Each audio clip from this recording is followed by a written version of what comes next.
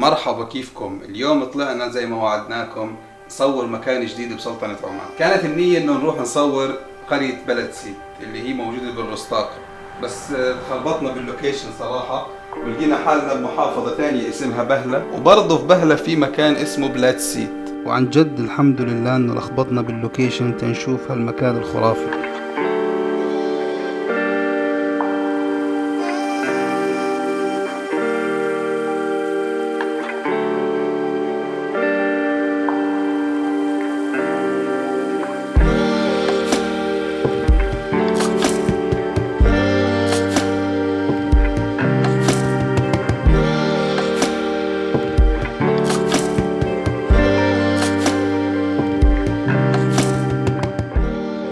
طلع في بعمان قريتين مختلفات، واحدة اسمها بلد سيت والتانية بلاد سيت، فعشان ما نلخبط من أول الفيديو احنا ببلاد سيت اللي ببهلة.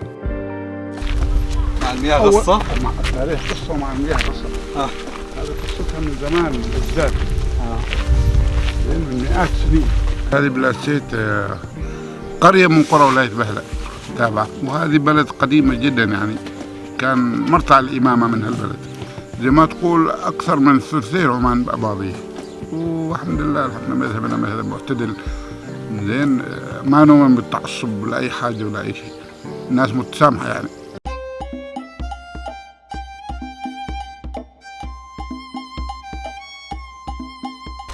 شوف هاي ثمرة هذا ثمر السدر، هذا باكله النحل ويطلع العسل. هذا ياكل النحل، وهذا من يثمر حتى الإنسان يأكله. ما شاء الله جدا مثل العسل طعم. باب الصباح، هنشوف باب الصباح. هالقرية بتبعد تقريبا 2.5 ساعة عن العاصمة مسقط. هذا كان من زمان الوقت كان يغلق بالليل والحارة جوا. والله وما حدا يطلع ولا حدا يطلع أول من زمان يعني. زمان كمان زمان حروب وزمان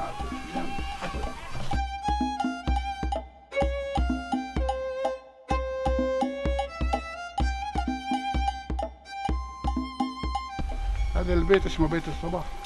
بيت الصباح كان شيخ اسكن فيه من زمان. الاشي الحلو اللي بشدك بس تزور هالقرية هي البساطة والعراقة الموجودين بهالمكان.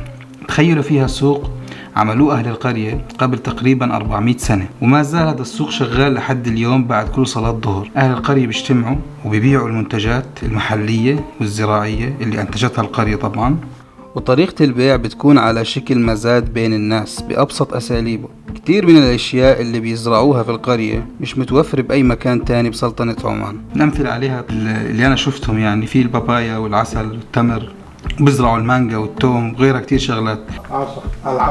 عرصة. هذا كان لوالدي الله يرحمه رحمه الله على الأخضر. متى آخر ناس كانوا ساكنين في هذه القرية؟ هذا القرية من زمان أستاذ حوالي من 20-30 سنة. بعدها ما حد سكن. بعد ما حد سكن.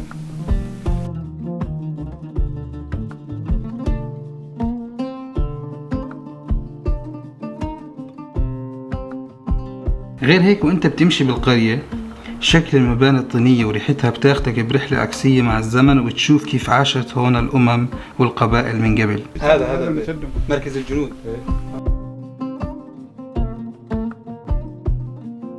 وهذا صباح أيضا سكر الصباح، هذا في الصباح على الحارة الداخل. بابين يتسكروا. يسكر هذا ويسكر هذا. إلها مع التاريخ قصة ومع المياه غصة.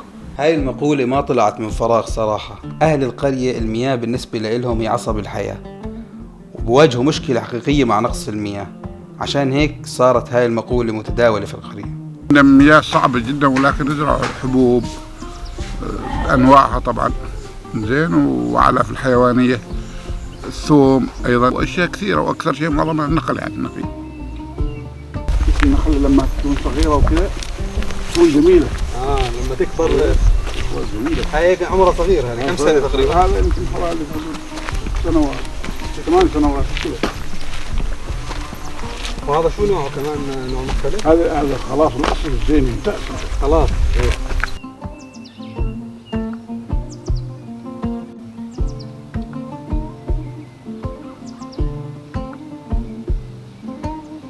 هذا كله ثوم. شام ريحة الثوم.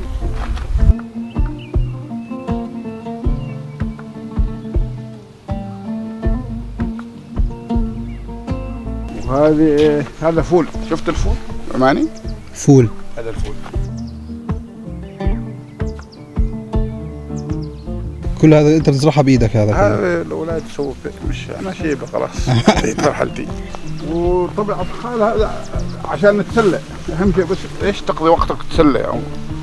هذا بصل. هذا ثوم. كمان ثوم. ايه ثوم. ثوم من يصير بعدين يصير ما شاء الله. الثوم العماني من اجود. مظبوط صح. ها؟ بيجي لونه على أجود إيه؟ على هيك على كحل شوي. كحل عليك نور. من اجود ثوم يعني علاج. ايه علاج. القرع العماني.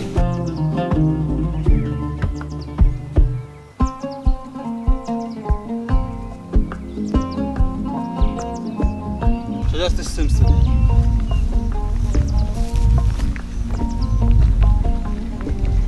بعد ما يجف وين السمسم؟ السمسم هذا داخل الفرج من هنا. الفرج لما يكون في الفرج يجي من منطقة هناك. هذا البيض. تعال نشوفك البيض.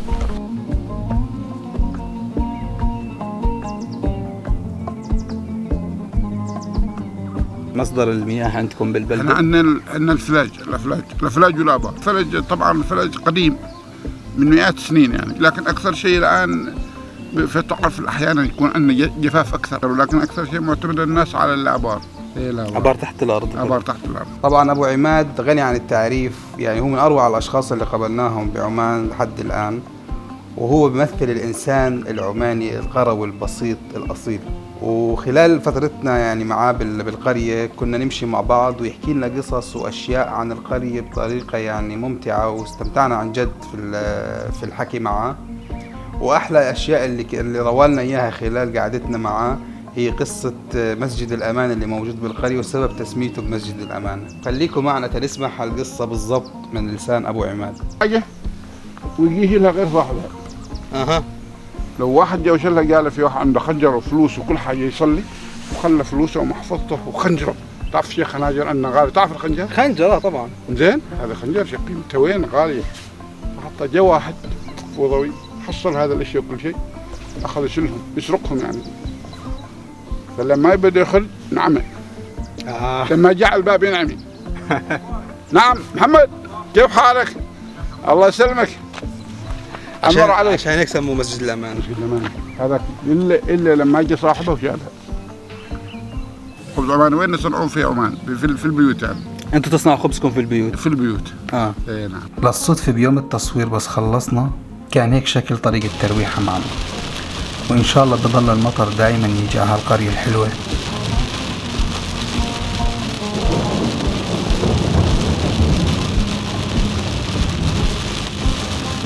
بالنهاية بوجه شكر عام لجميع سكان القرية لأنهم برغم كل التكنولوجيا المتاحة لهم في الأيام هاي فضلوا التمسك بالعادات والتقاليد القديمة، وهالإشي بيحافظ بشكل كبير على الروح التاريخية لبلاد سيت.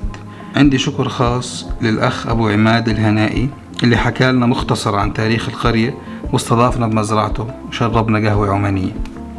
بشوفكم الفيديو الجاي بمكان بعيد وجديد بسلطنة عمان.